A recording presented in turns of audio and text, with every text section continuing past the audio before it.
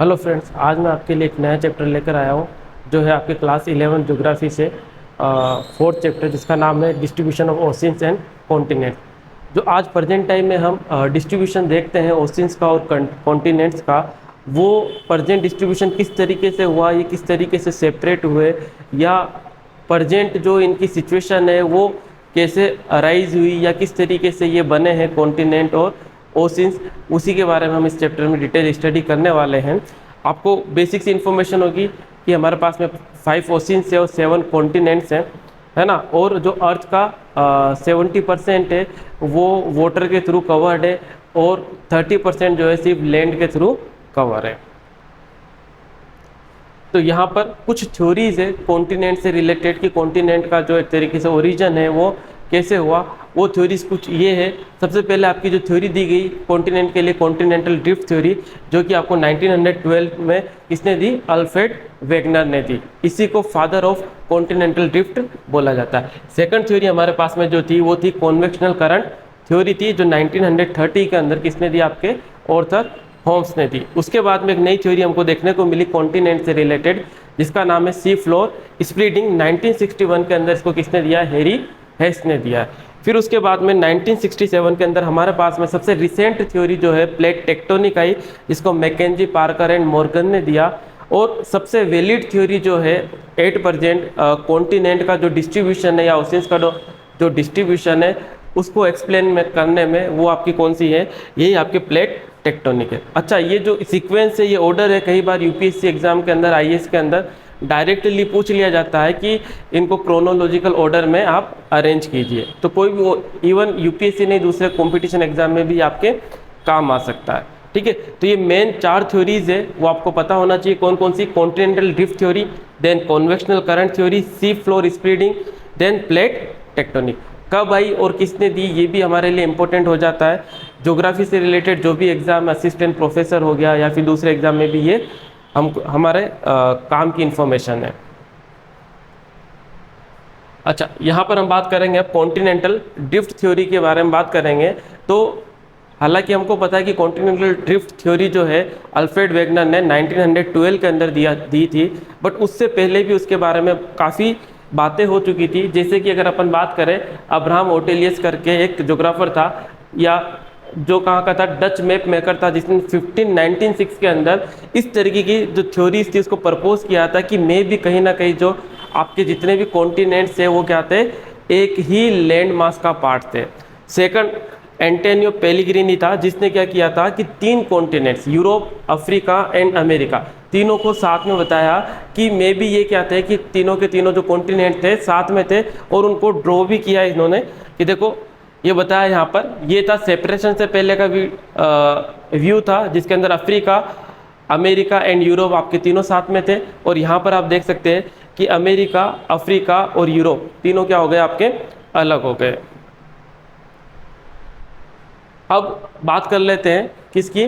Continental drift theory की। 1912 के अंदर जर्मन आपका मेटेरोलॉजिस्ट था अल्फ्रेड वेगनर, जिसने ये थ्योरी दी थी। कौन सी? आपकी कॉन्टिनेंटल ड्रिफ्ट की थ्योरी दी थी। ये आप इसीलिए जो आपके अल्फ्रेड वेगनर है, इनको father of continental drift theory भी कहा जाता है।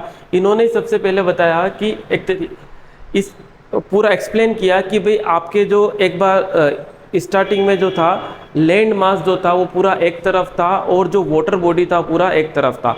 यानी पूरा जो लैंड मास एक साथ जो था उसको इन्होंने पेंजिया नाम दिया, और जो वाटर बॉडी पूरी साथ थी उसको इन्होंने पेंथेलासा नाम दिया। तो आप देख सकते हैं कि ये जो आपके था कंप्लीटली क्या था? पेंजिया था। और ये आपका पूरा का पूरा क्या था?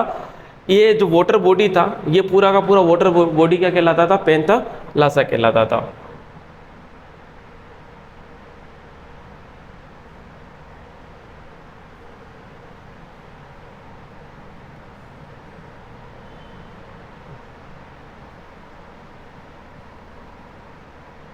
ठीक है, तो यहाँ पर आपके ये लोरेशिया, ये आपका जो बाद में जाकर जो आपका पेंजिया था वो 2 पार्ट में डिवाइड हो गया, जिसका नाम क्या था?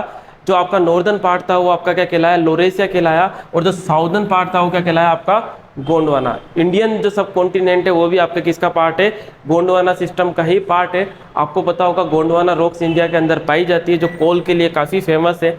फिर आगे जाकर ही कुछ टाइम के बाद में ये आपका जो लोअर एशिया और गोंडवाना जो लैंड थे ये भी धीरे धीरे काफ़ी पार्ट्स के अंदर क्या होने लगे, आपके डिवाइड होने लगे। धीरे धीरे आज जो प्रेजेंट अर्थ है हमारे पास में, या प्रेजेंट डिस्ट्रीब्यूशन ऑफ ओशियंस है और जो कॉन्टिनेंट्स है वो हमको देखने को मिला। तो इनिशियली हमको क्या याद रखना है कि पहले जो पूरा एक तरीके से लैंड मास पार्ट था उसको हम क्या बोलते थे, पेंजिया बोलते थे, और जो वाटर बॉडी था उसको हम पेंथलासा। फिर देन क्या हुआ, कुछ टाइम के बाद में ये पेंजिया डिवाइड होने लगा और दो पार्ट में डिवाइड हुआ, lower Asia and Gondwana. Lower Asia आपका नॉर्दर्न पार्ट है, गोंडवाना आपका साउदर्न पार्ट है। फिर वापस से ये क्या होने लगे, और ज़्यादा इनके अंदर ब्रेक होने लगे या और ज़्यादा ये स्प्लिट होने लगे। स्प्लिट के बाद में आज हमको प्रेजेंट डे के अंदर आपको 7 कॉन्टिनेंट और 5 ओशियंस दिखाई देते हैं। अभी एक छोटा सा मैं आपको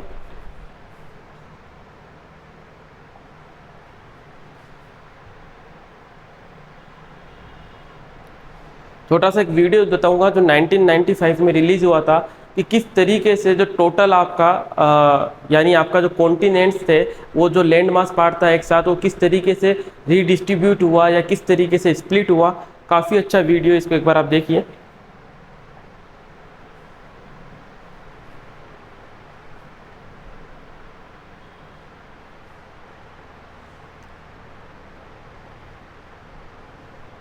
ये आपका लैंड मास जो है कम्प्लीटली डिवाइड होता रहा कंटिन्यू ओवर द ईयर्स। इसको काफ़ी टाइम लगा, ये एक दिन की प्रोसेस नहीं थी, ये इवन मिलियन ईयर्स के अंदर ये जो प्रोसेस था कंटिन्यू चालू रहा।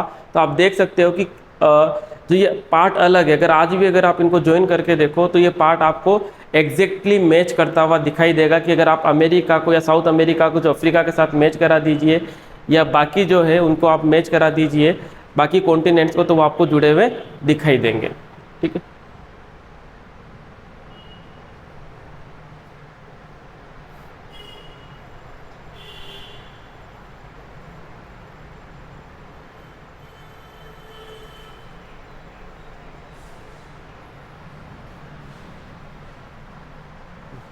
अब हम बात करेंगे कि कॉन्टिनेंटल ड्रिफ्ट थ्योरी के साथ में जो एविडेंसेस है वो क्या क्या एविडेंसेस है जिनके हम पर हम ये कह सकते हैं कि वाकई में कॉन्टिनेंटल ड्रिफ्ट थ्योरी था।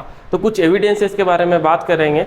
तो फर्स्ट एविडेंस हमारे पास में है कि आपका जो कॉन्टिनेंट्स है वो जिक्सो फिट होते हैं, या एक दूसरे के पास में ले जाने पर कंप्लीटली एक दूसरे के अंदर फिट हो जाते हैं। तो यहाँ पर एग्जांपल हमारे पास में है साउथ अमेरिका और अफ्रीका। आप देख सकते हो अगर दोनों को हम पास में लेकर जाएंगे तो ये एक दूसरे के अंदर कंप्लीटली क्या हो रहे हैं, फिट हो रहे हैं। अच्छा, इवन आज प्रेजेंट डे के अंदर भी जो ये डिस्ट्रीब्यूशन है ये अभी भी क्या हो रहा है, आपका कंटिन्यू प्रोसेस के अंदर है। हो सकता है आने वाले मिलियंस ईयर के अंदर हमको ये डिस्ट्रीब्यूशन कुछ अलग तरीके से देखने को मिले, क्योंकि जो कॉन्टिनेंट्स है वो अभी भी दूर जाने की प्रोसेस में लगे हुए हैं, कुछ कॉन्टिनेंट्स पास में आने की प्रोसेस में लगे हुए हैं। ठीक है, तो ये आप शोल्ड लाइन देख लीजिए साउथ अमेरिका की और अफ्रीका की, ये एग्जैक्टली मैच हो रही है। और ऐसा नहीं है कि ये कोइंसिडेंटली मैच हो रही है, आप देख सकते हैं कि ये परफेक्टली मैच हो रहा है एकदम से, है ना।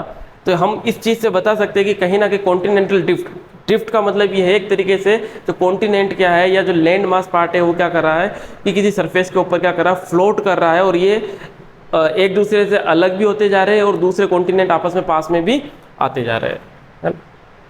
तो फर्स्ट एविडेंस ये था आपके पास में। सेकंड एविडेंस की बात, अच्छा, ये आपका बुलर्ड करके एक ज्योग्राफर था, या इसको अपन साइंटिस्ट बोल सकते हैं, जिसने कंप्यूटर प्रोग्राम के थ्रू फर्स्ट टाइम ये कोशिश की थी कंप्यूटर प्रोग्राम के थ्रू कि जो कॉन्टिनेंट्स है उनको क्या कराया जाए, मैच कराया जाए। तो ये एक कंप्यूटर मेड आपका ये पूरा का पूरा मैप है, जिसमें आप देख सकते हो कि America, south America, Africa, Europe और आपका नॉर्थ अमेरिका को मैच करके बताया गया, और ये एग्जैक्टली मैच हो रहे हैं। इनकी जो शोल्ड लाइन्स है वो एग्जैक्टली एक दूसरे के अंदर फिट हो रही है। अगर हम बात करें सेकंड एविडेंस की, जो रॉक्स है ओशियंस के एक्रॉस, वो रॉक्स क्या है, सेम एज की है। तो सबसे पहले अगर हम बात करें कि रेडियोमेट्रिक डेटिंग के थ्रू हमने पता लगाया कि कौन कौन सी जो रॉक्स है या कहाँ की जो रॉक्स है वो उनकी जो एज है वो सेम है। तो सबसे पहले हम बात करते हैं कि अगर हम ब्राज़ील कोस्ट की बात करें या फिर हम वेस्टर्न अफ्रीका की बात करें, तो इन दोनों की जो कोस्ट लाइन के अलोंग जो रॉक्स है उनका जो एक टाइमिंग है वो हमको कितना मिला है, 2000 मिलियंस ईयर ओल्ड की हमको यहाँ पर रॉक्स मिली है। साथ में अगर हम बात करें कि जो मराइन डिपॉजिट थे दोनों में, चाहे आपका साउथ अमेरिका हो चाहे आपका अफ्रीका हो, तो वहाँ पर जो मराइन डिपॉजिट थे वो सेम एज से मिले हैं, जो कि कौन सी एज के थे, आपके जुरासिक एज से थे। ठीक है।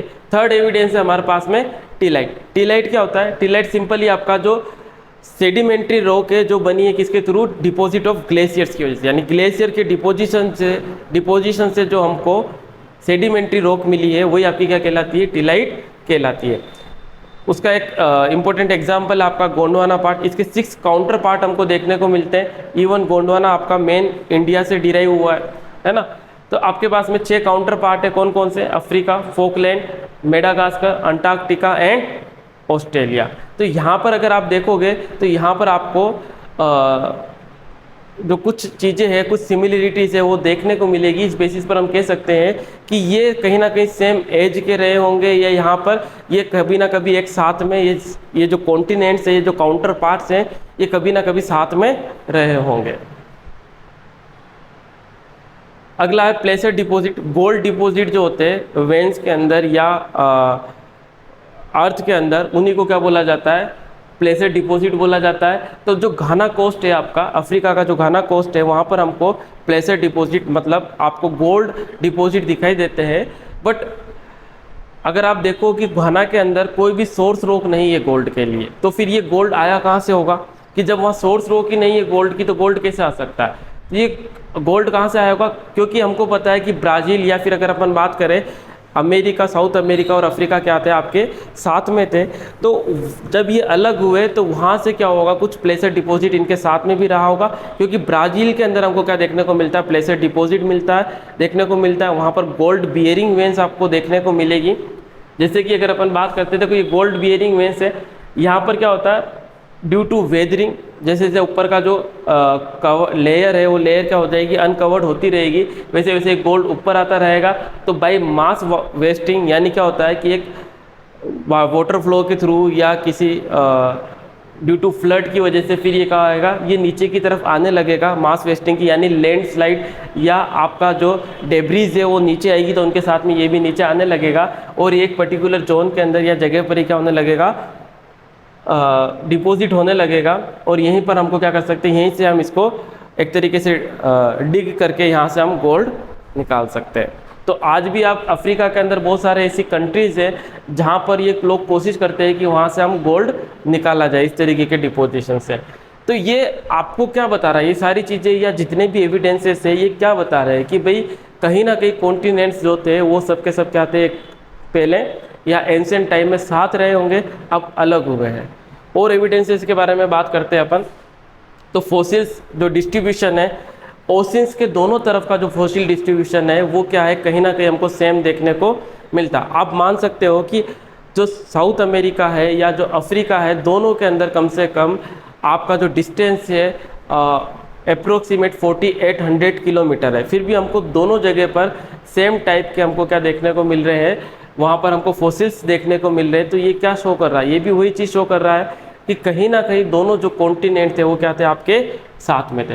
तो यहाँ पर हम बात कर लेते हैं, लीमर की बात कर लेते हैं। तो लीमर ये आपका एक एनिमल है जो आपको कहाँ देखने को मिलता है, लीमर जो है आपको देखने को मिलेगा कहाँ पर, अफ्रीका के अंदर देखने को मिलेगा, मेडागास्कर के अंदर देखने को मिलेगा, ठीक है।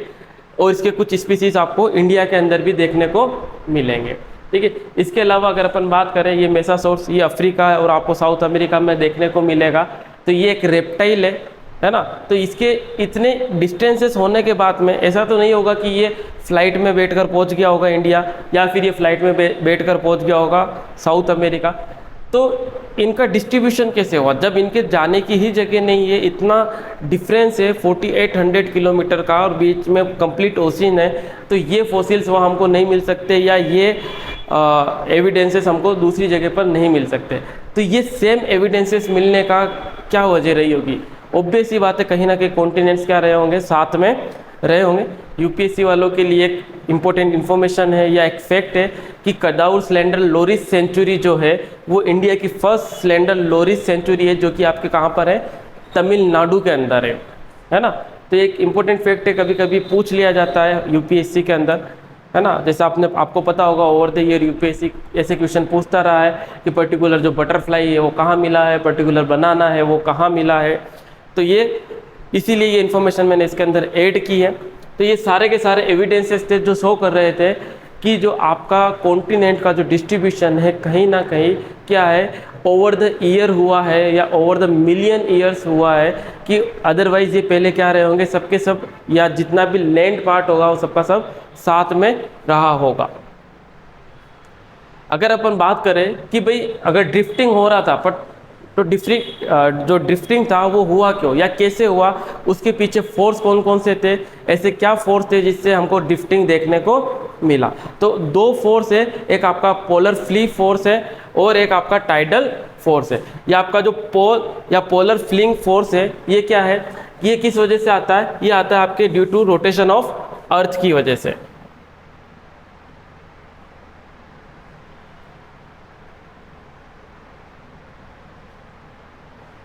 ये क्या होता है आपका,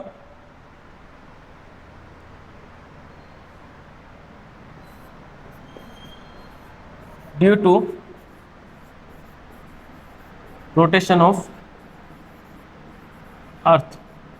आपको पता है अर्थ रोटेट भी करता है, रिवॉल्व भी करता है। जब अर्थ रोटेट करता है तो वो एक तरीके से उसका कौन सा सिस्टम कहलाएगा या उसका कौन सा मोशन कहलाएगा, वो उसका रोटेशनल मोशन कहलाएगा। जब भी कोई चीज़ रोटेशनल मोशन करती है तो उसमें दो फोर्स अप्लाई होते हैं। जो सेंटर की तरफ जो फोर्स होता है, सपोज करो ये आपका अर्थ है, अगर ये रोटेट कर रहा है तो अंदर की तरफ जो फोर्स अप्लाई होगा वो कौन सा होगा, सेंट्रीपिटल फोर्स होगा।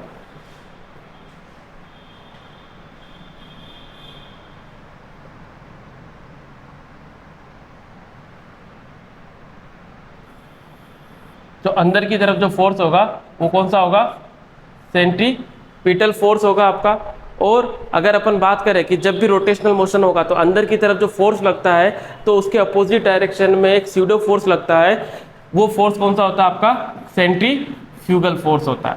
ठीक है, तो ये जो आपका बाहर वाला जो सेंट्रीफ्यूगल फोर्स है,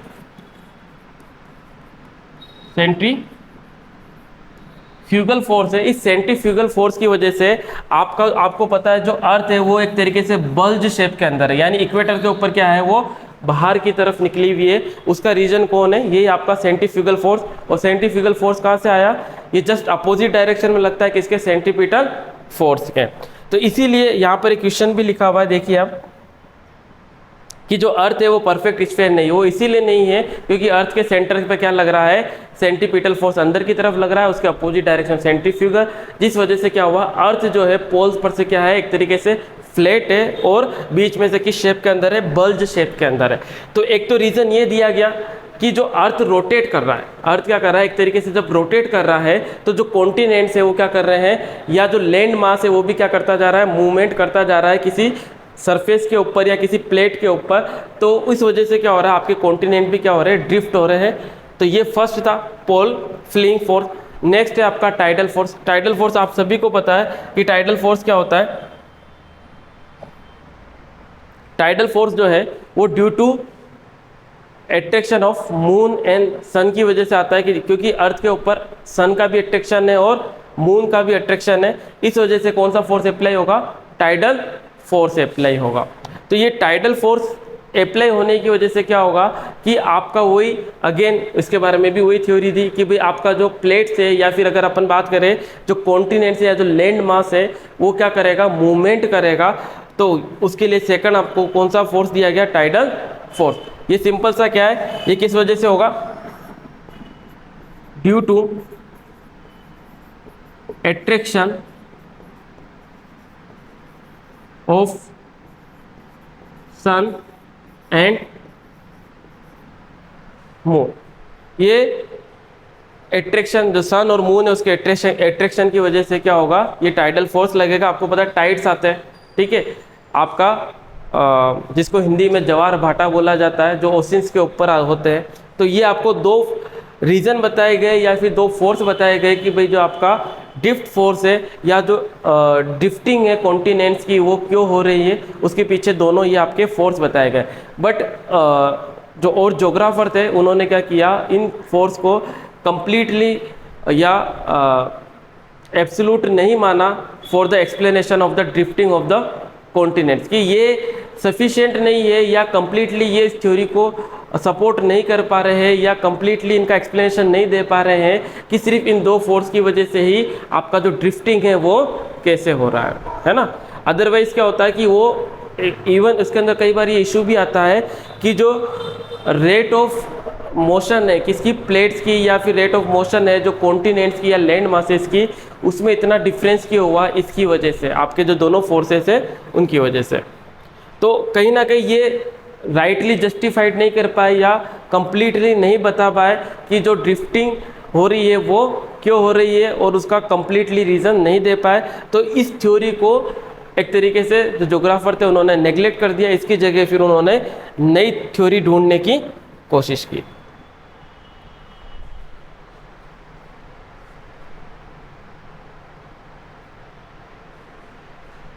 पोस्ट ड्रिफ्ट स्टडीज़ के बारे में बात करेंगे अपन। तो पोस्ट ड्रिफ्ट स्टडीज़ के अंदर जो आपका है कन्वेक्शनल करंट थ्योरी है, जो कि आपके आर्थर होम्स ने दी थी, आपके 1930 के अंदर दी थी। इससे पहले देखो अपन ने कॉन्टिनेंटल ड्रिफ्ट थ्योरी पढ़ा है, जो कि एल्फ्रेड वेगनर ने दी थी 1912 के अंदर, और ये थ्योरी जो है 1930 के अंदर किसने दी, आपका आर्थर होम्स ने दी।